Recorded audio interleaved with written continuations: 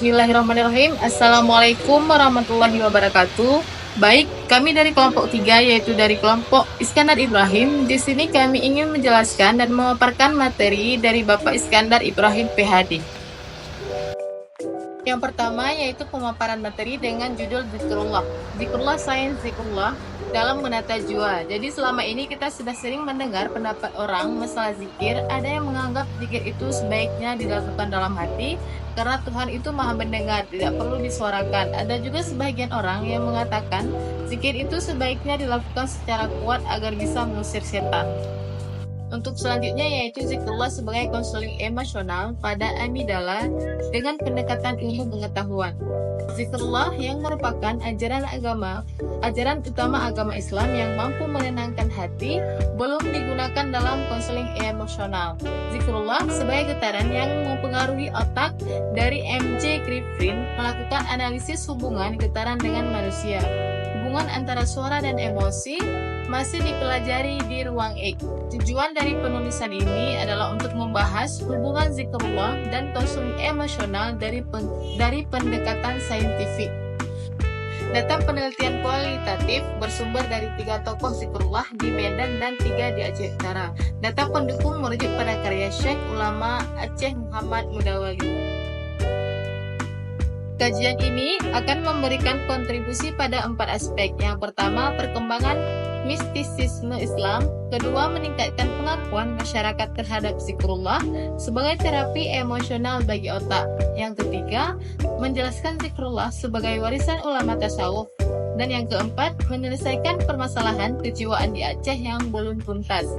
Hasil penelitian ini dapat diadopsi pemerintah ke dalam kebijakan publik sebagai model sosial untuk memperkuat penerapan nilai-nilai Islam di Aceh. Pemerintah dapat merekomendasikan pendekatan konseling zikrullah ini pada rumah sakit jiwa, lapas, panti jompo, pusat rehabilitasi trauma, dan pusat rehabilitasi narkoba.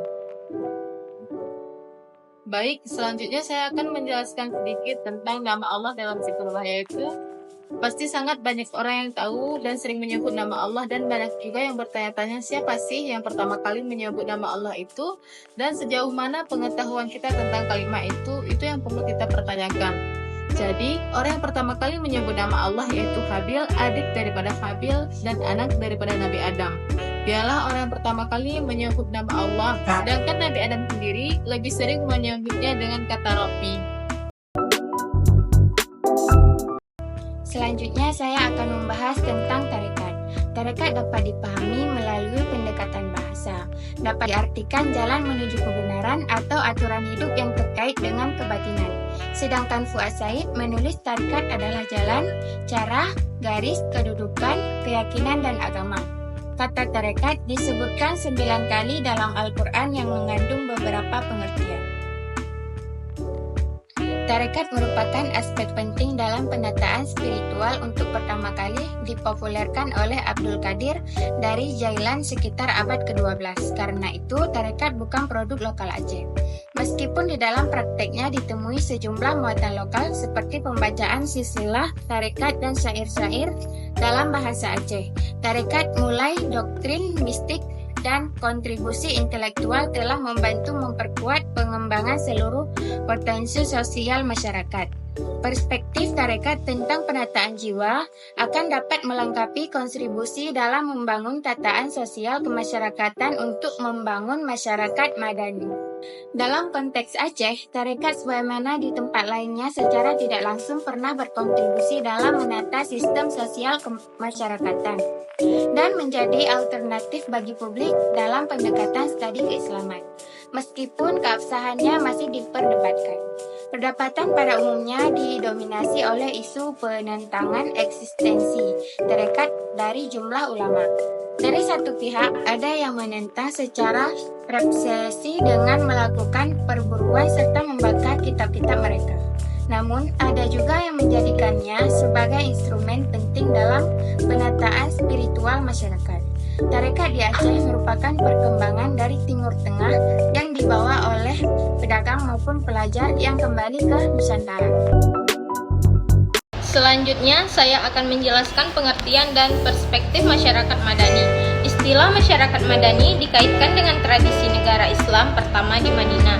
Kata Madani berasal dari kata Madaniyah yang berarti kota ataupun peradaban. Karena itu, masyarakat Madani dapat dipahami sebagai suatu masyarakat yang memiliki ciri-ciri maupun karakteristik masyarakat yang beradab. Di Madinah, Nabi bersama dengan seluruh komponen masyarakat merumuskan model masyarakat beradab yang selanjutnya dituang dalam Piagam Madinah yang terkenal itu. Prinsip-prinsip masyarakat yang tertuang dalam Piagam Madinah tersebut oleh ilmuwan politik dipandang sebagai model dan tonggak awal menuju masyarakat beradab.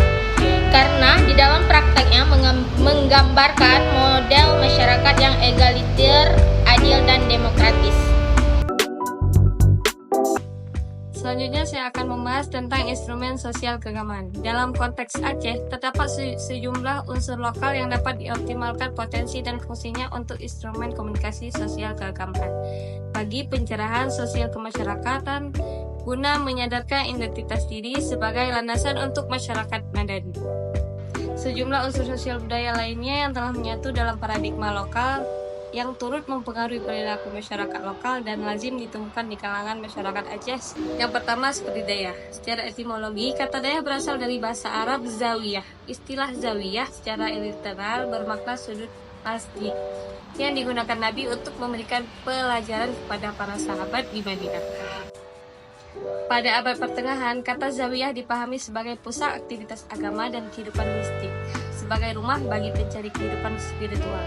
Di Aceh, daya adalah tempat mempelajari berbagai pengetahuan keislaman yang biasanya didirikan atas inisiatif seorang ulama. Yang kedua, Imam Menasah adalah orang yang memimpin kegiatan-kegiatan masyarakat yang berkaitan dengan bidang agama Islam dan pelaksanaan syariat Islam.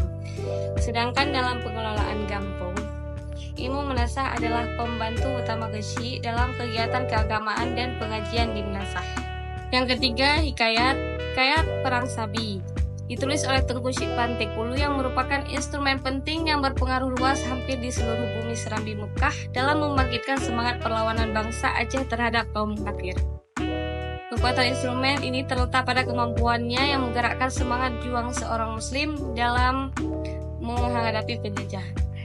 Yang keempat, manakib. Manakib lazimnya merupakan buku kecil yang berisi uraian tentang kelebihan seseorang yang dalam jenjang spiritualnya telah mencapai derajat wali. Di kalangan masyarakat tertentu, manakib biasanya dibacakan dalam memperingati hari kelahiran, kewafatan, atau mengharapkan berkah dari seorang wali. Yang terakhir, syair. Hamzah Al-Fansuri menggunakan syair sebagai instrumen untuk mengkomunikasikan pengalaman religiusnya, sebagaimana yang dilakukan Rumi, seorang penyair mistik sufi terkenal dari Turki. Banyak ulama Islam yang datang kemudian menulis risalah mereka menggunakan gaya yang dilakukan Hamzah Al-Fansuri. Yang terakhir, syair. Hamzah Al-Fansuri menggunakan syair sebagai instrumen untuk mengkomunikasikan pengalaman religiusnya, sebagaimana yang dilakukan Rumi, seorang penyair mistik sufi terkenal dari Turki.